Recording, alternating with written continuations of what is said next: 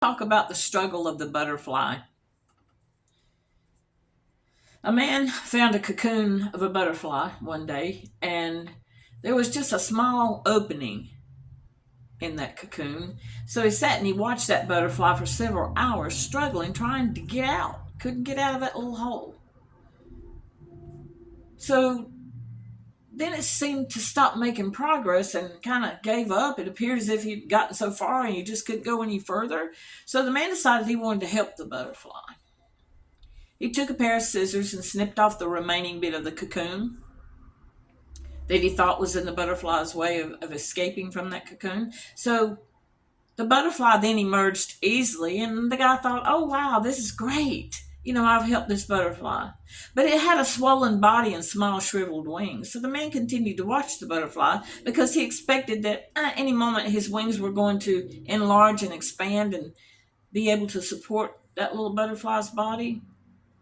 But it didn't happen. In fact, the butterfly spent the rest of its life crawling around with a swollen body and shriveled wings. It was never able to fly. So the man didn't understand.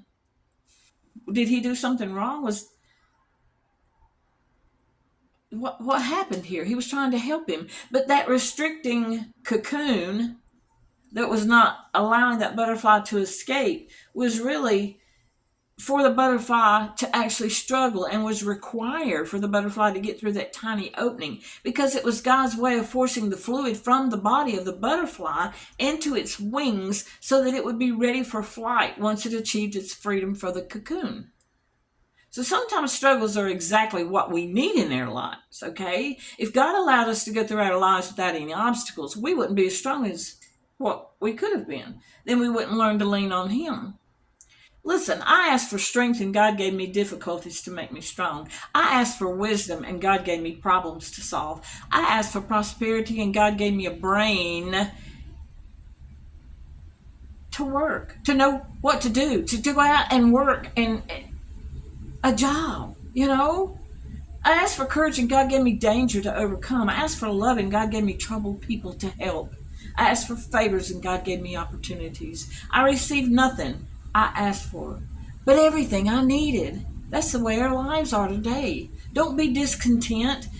Paul in Corinthians says to be content in all things. That's what he found out in his entire life.